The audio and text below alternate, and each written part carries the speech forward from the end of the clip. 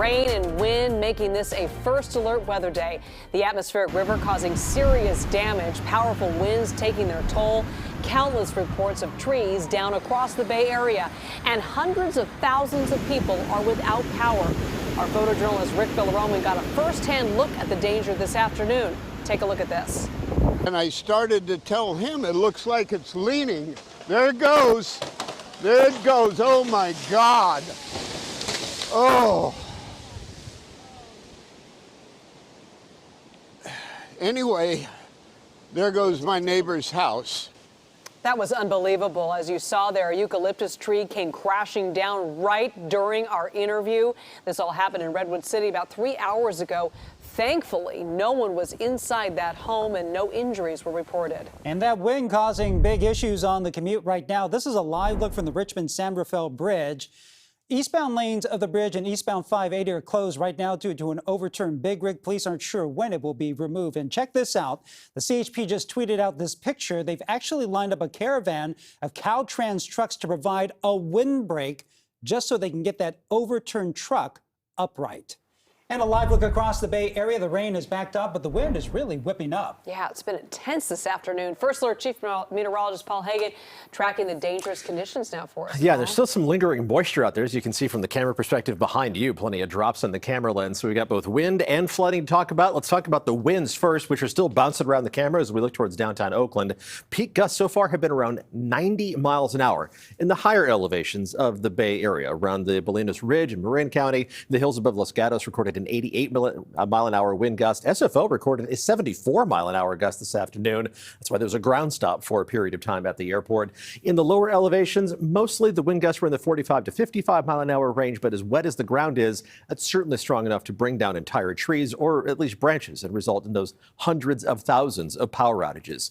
Here's the good news. The winds are starting to back down a little bit.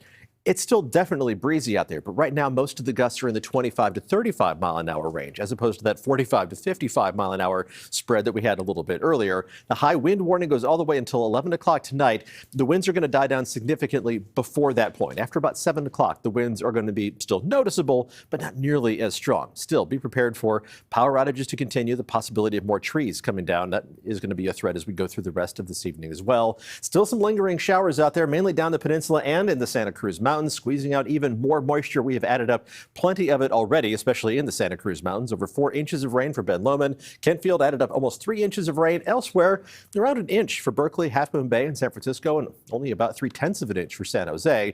But the urban and small stream flood advisory that was in effect has just been allowed to expire. We still have a couple of river flood warnings, including for the San Lorenzo River through the Santa Cruz Mountains. Again, a rapid rise in those river levels, and also a flood warning through central Sonoma County, same place that we had a flood warning last week. Similar concerns, the creeks and streams rapidly rising. Watch out for any standing water on the sides of roads, at intersections, and on off-ramps as we head through the rest of tonight.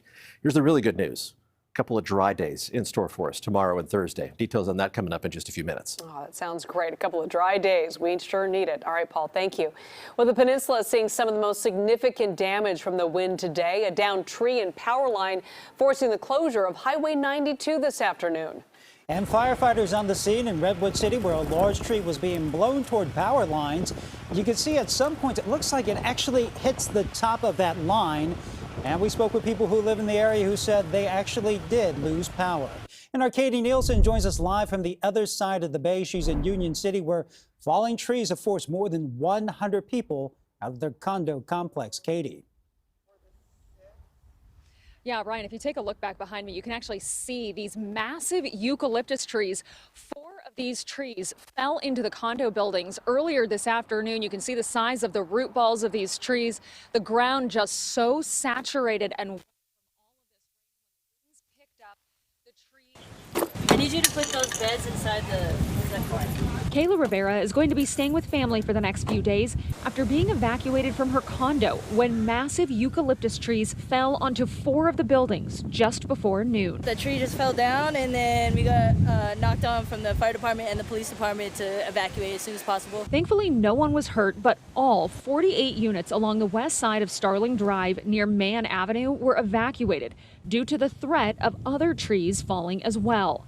Neighbors say they've never seen anything like it. You hear about it in the hills or something like that, but here, you know, on the flatlands. But while I was taking a picture of it, this one right across from me fell right onto the house. Big noise. Some residents say it sounded like a bomb went off when the trees fell. Others say it was more like an earthquake as the falling trees shook the building. Building managers say they have already contracted with a tree service to come out tomorrow, not just to clear out the trees that fell, but also cut down all of the remaining trees just because, again, the threat that they could fall. Now, the city has actually set up a shelter in combination with the American Red Cross. That is at the Ruggieri Senior Center that's going to be open all night tonight for anyone who needs a safe place out of the storm.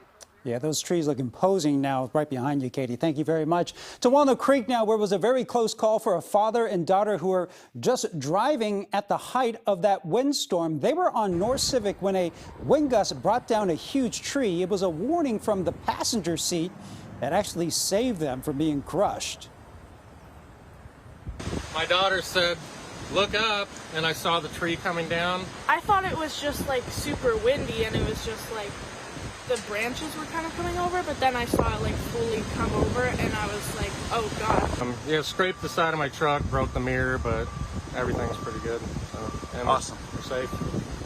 Yeah, way to pay attention there. In Belmont, a huge tree fell down and blocked the eastbound lanes of Ralston Avenue. Here's what it looked like on Highway 13 in Oakland.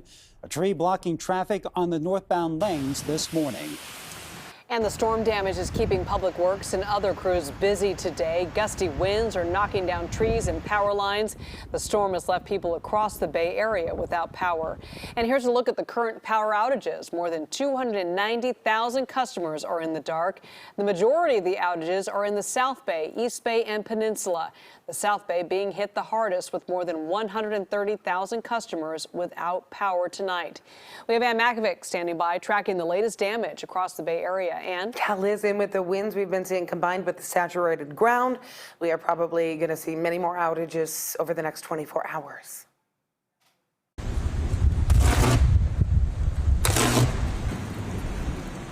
That is the sound of electricity. Gusty winds in Concord today. We heard those wires arcing several times by this apartment complex. It's on Clayton Road near Chestnut Avenue. In the South Bay, fire crews blocked off this street in Saratoga as a precaution. You can see why. That power pole tipping over, the powerful winds blowing it to the side. And this is right by the train tracks. It's on Cox Avenue and Seagull Way. You can see from the wires there, the power line also touching railroad crossing gates there. The storm causing arcing power lines in San Rafael as well. Take a look at the sparks coming from those wires. Police had to close off Mountain View Avenue between Grand Avenue and Linden Lane while PG&E crews are making repairs there. The power is out in that neighborhood in the meantime, so all of those crews stretched thinly. Also in the North Bay, this tree came crashing down in a Santa Rosa neighborhood this morning. You can see the branches, they're tangled up in power lines.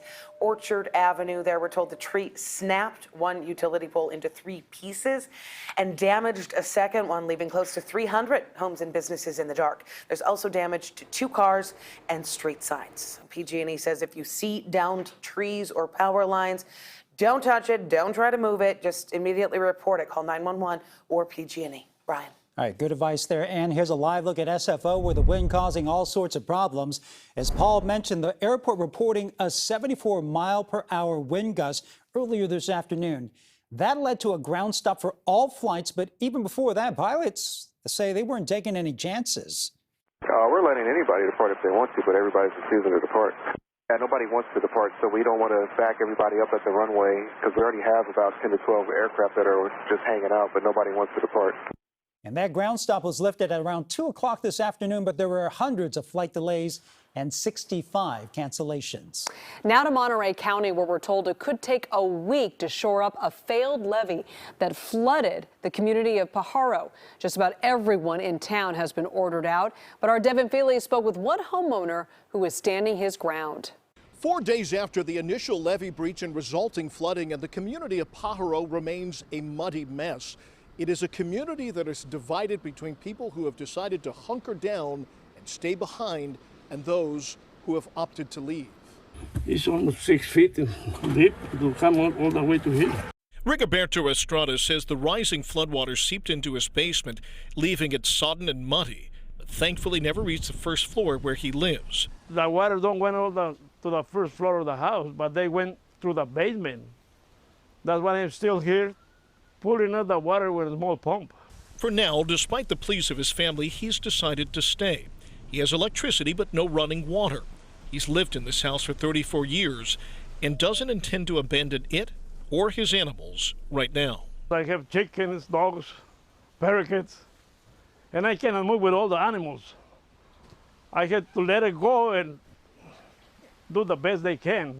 Plus, Rigoberto says the situation is getting marginally better. The floodwaters have receded a bit, although some roads still look more like a river than anything else. And crews are working nonstop to repair the levee that caused all the problems in the first place. He was in waist deep water. He walked over himself. He didn't need to be rescued. Ruth Ruiz and her family left Pajaro in the dark Saturday morning. The floodwaters were rising and it was simply time to go. But 4 days later, she says she feels like she's still in the dark about when she can return and what recovery is going to look like. We don't really have a plan. We're just taking it day by day, and we have a feeling it'll be months before even insurance can cover any damages. That's a big reason Rigoberto decided to stay.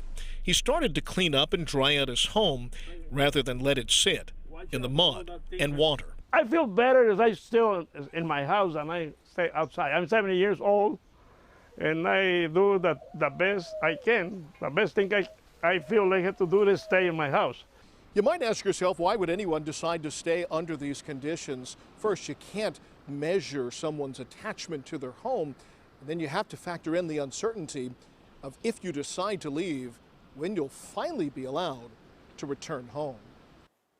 Now, according to Monterey County, they hope to close the remaining hole in the levee today. This morning, they had a 30-foot stretch to fill with boulders and rock. They estimate permanent repairs will take another 2 weeks. And the San Lorenzo River in Felton is now above flood stage. The National Weather Service says water levels have doubled since yesterday. This area flooded back in January. We got up with one family who said those floods caught them off guard, but this time they were ready. All our stuff is out, so anything below 5 feet in height is like moved. So we feel a lot better prepared. A downed tree and mudslide blocking a road in Portola Valley on the peninsula. This was just one of the many hazards on the roads today. Joss Moran drove around to see all that damage. Well, it's been a day for anyone who has headed out the door and onto the roadways. They've been dealing with heavy downpours really throughout the Bay Area, and now we're dealing with the rain here. We have seen quite a few things really throughout the morning long. We actually went up Highway 35, and to say it was windy is really an understatement. We felt it in our vehicle as we were driving up there, and we were driving through there to get to a mudslide. This was on Highway 35 at Alpine Road. That area is blocked off, and actually a park ranger was telling us this is just one of a couple of mudslides that they have seen today. Then on Highway 13, a tree blocked traffic going northbound. CHP says the tree was blocking the on-ramp and the slow lane. Of course, this created issues with cars trying to swerve to avoid the tree. Commuters had it tough this morning. We were here earlier. Lanes on 680 northbound at Sano were blocked off after CHP tells us a big rig jackknifed in these wet roads. Obviously, this created a headache for a lot of commuters. And again, you can see really back here in San Mateo, we're really starting to see the winds pick up. You can see the trees just moving there back and forth. Again, we are not out of this, just as people are heading out the door. If you haven't gotten on the roads, you are going to be dealing with still some slick roads out there and, of course, the wind. And stay with CBS News Bay Area for up-to-minute first alert weather coverage. We're tracking conditions in the Bay Area and beyond on our website at KPIX.com.